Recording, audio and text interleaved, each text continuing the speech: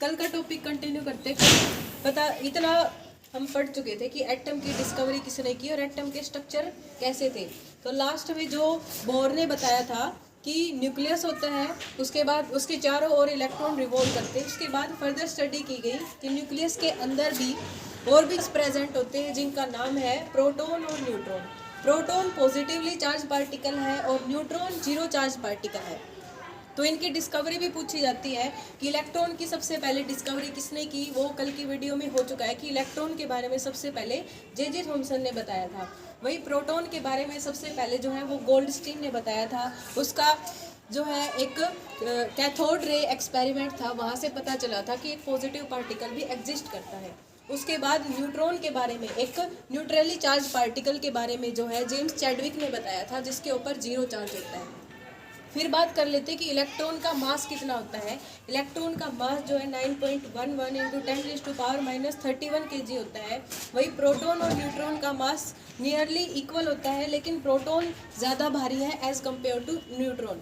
जो प्रोटॉन का मास है वो 1.67 इंटू 10⁻27 kg होता है और प्रोटॉन का न्यूट्रॉन का जो है वो नियरली सेम होता है। वही बात करें इनके चार्जेस की, तो इलेक्ट्रॉन जो है वो नेगेटिवली चार्ज पार्टिकल है और प्रोटॉन पॉजिटिवली चार्ज पार्टिकल है। एक इलेक्ट्रॉन के ऊपर टोटल कितना चार्ज होता है वो है 1.602 इंटू 10⁻19 कूलम। कूलम जो चार्ज की SI यूनिट होती है। उसके बाद बात कर लेते हैं कि जो न्यूक्लियस है उसके अंदर कौन कौन से पार्टिकल पाए जाते हैं। तो न्यूक्लियस के अंदर दो प्रकार के पार्टिकल पाए गए थे, प्रोटॉन और न्यूट्रॉन। जो प्रोटॉन और न्यूट्रॉन है, जिन छोटे एलिमेंट से, जिन छोटे पार्टिकल से मिलकर बने हुए, जिन छोटी यूनिट से मिलकर बने हुए हैं, उनका नाम क्वार्क्स है। उसके बाद हम सिर्फ नंबर ऑफ प्रोटॉन और नंबर ऑफ इलेक्ट्रॉन, इन सभी डिटेल्स की हेल्प से, नंबर ऑफ प्रोटॉन और नंबर ऑफ इलेक्ट्रॉन की हेल्प से हम बहुत सारी चीज़ें निकाल सकते हैं, पता कर सकते हैं कि कोई भी एलिमेंट जो है उसकी क्या कुछ प्रॉपर्टी होगी। अगर कोई भी एलिमेंट दे दिया तो उसके एटॉमिक नंबर को देख के और उसके एटॉमिक मास को देख के हम बता सकते हैं कि उसके अंदर कितने नंबर ऑफ इलेक्ट्रॉन, कितने नंबर ऑफ प्रोटॉन और कितने न्यूट्रॉन प्रेजेंट होंगे। जो भी कोई एलिमेंट होगा उसको रिप्रेजेंट करने का तरीका ये है कि ये कोई एलिमेंट होगा, उसके बॉटम के अंदर उसका एटॉमिक नंबर होगा। जैसे कि कार्बन 6 नंबर पे है तो यहाँ 6 लिखा जाएगा और उसका एटॉमिक मास 12 है तो 12 ऊपर लिखा जाएगा। उसके बाद कि इस कार्बन के अंदर कितने इलेक्ट्रॉन होंगे। पीरियोडिक टेबल में एलिमेंट का, किसी भी एलिमेंट का जितना नंबर है उतने ही नंबर ऑफ इलेक्ट्रॉन होंगे। यानी कि कार्बन का 6 नंबर है पीरियोडिक टेबल में, तो उसके अंदर इलेक्ट्रॉन भी कितने होंगे, 6 होंगे। जितने इलेक्ट्रॉन होंगे उतने ही प्रोटॉन होंगे। क्यों? क्योंकि एटम एक इलेक्ट्रिकली न्यूट्रल रहना चाहिए। तो जितने इलेक्ट्रॉन है उतने ही प्रोटॉन, यानी जितना एटॉमिक नंबर है उतने ही इलेक्ट्रॉन है और उतने ही प्रोटॉन है। फिर बात करें कि उसके अंदर कितने न्यूट्रॉन्स प्रेजेंट होंगे।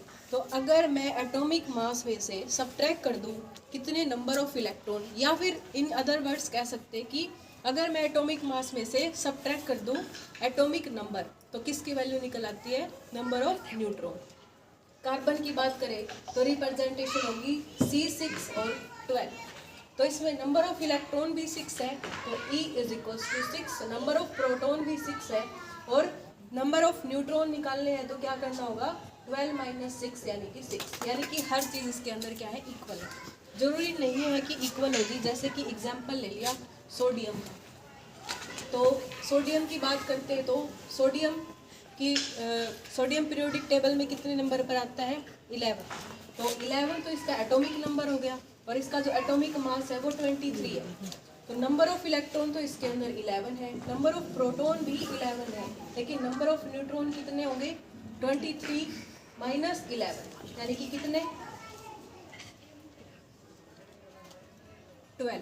यानी कि इसके अंदर एक न्यूट्रॉन एक्स्ट्रा होता है। कहाँ प्रेजेंट होते हैं न्यूट्रॉन और प्रोटॉन, न्यूक्लियस के अंदर। नेक्स्ट बात कर लेते हैं आइसोटोप, आइसोबार और आइसोटोन्स के बारे में। ऐसे भी एलिमेंट्स हैं जिनमें नंबर ऑफ इलेक्ट्रॉन्स या फिर जिनका एटॉमिक मास तो सेम होगा या फिर एटॉमिक नंबर सेम होगा और बाकी चीज़ें डिफरेंट होगी। तो सबसे पहले आइसोटोप के बारे में बात करते हैं। आइसोटोप क्या होंगे, ऐसे एलिमेंट्स जिनके अंदर एटॉमिक नंबर तो सेम होगा लेकिन उनका एटॉमिक मास जो है वो अलग अलग होगा। अब हमें ये पता है कि नंबर ऑफ न्यूट्रॉन्स अगर हम उसके फाइंड आउट करें तो वो कैसे आएंगे, एटॉमिक मास में से अगर हम एटॉमिक नंबर माइनस कर दें तो नंबर ऑफ न्यूट्रॉन्स आते हैं। यानी कि किसी भी आइसोटोप की अगर बात करते हैं तो ऐसे एलिमेंट जिसके अंदर number of electron, number of proton तो सेम होंगे लेकिन नंबर ऑफ न्यूट्रॉन जो है वो अलग अलग होंगे। बात कर लेते हैं हाइड्रोजन की। पीरियोडिक टेबल में सबसे पहला एलिमेंट जो है वो हाइड्रोजन है। हाइड्रोजन 3 अलग अलग रूपों में पाया गया था। इसके 3 जो है आइसोटोप है। पहला जो है वो है प्रोटियम, फिर आता है ड्यूटेरियम और तीसरा आता है ट्राइटियम। इसमें number of proton, electron in तीनों के अंदर सेम होंगे लेकिन इसमें एक भी न्यूट्रॉन नहीं है। इसके न्यूक्लियस में इसके पास 1 न्यूट्रॉन है, वहीं इसके पास 2 न्यूट्रॉन है। जैसे ही हम एटॉमिक मास में से एटॉमिक नंबर को सब्ट्रैक्ट करते हैं। उसके बाद गोल्ड एक ऐसा एलिमेंट है जिसके पास 41 आइसोटोप है। और भी बहुत सारे एलिमेंट है जिनके पास 100 से ऊपर भी आइसोटोप्स हो सकते हैं। क्लोरीन का हमने देखा है कि इसके 2 आइसोटोप है। इसका एटॉमिक नंबर तो 17 है और एक क्लोरीन 35 और क्लोरीन 37 होने की वजह से पीरियोडिक टेबल के अंदर जब हम एटॉमिक मास की बात करते हैं क्लोरीन की तो इसका जो एटॉमिक मास है वो 35.5 लिया जाता है। वो इन दोनों का एवरेज लिया गया है। इस वजह से हम क्लोरीन का जो एटॉमिक मास है वो 35.5 कंसिडर करते हैं। उसके बाद आइसोबार की बात करते हैं। आइसोबार ऐसे एलिमेंट्स होंगे जिनके अंदर एटॉमिक मास तो सेम होगा लेकिन एटॉमिक नंबर डिफरेंट होगा। जैसे कि 1 to 20 एलिमेंट्स की अगर बात करते हैं तो 18th नंबर पे हमारे पास एलिमेंट है आर्गन और वही 20वें नंबर पर हमारे पास है कैल्शियम। अब इन दोनों के लिए नंबर ऑफ प्रोटॉन यहाँ या नंबर ऑफ इलेक्ट्रॉन यहाँ तो 18 है और कैल्शियम के पास नंबर ऑफ इलेक्ट्रॉन और प्रोटॉन 20 है।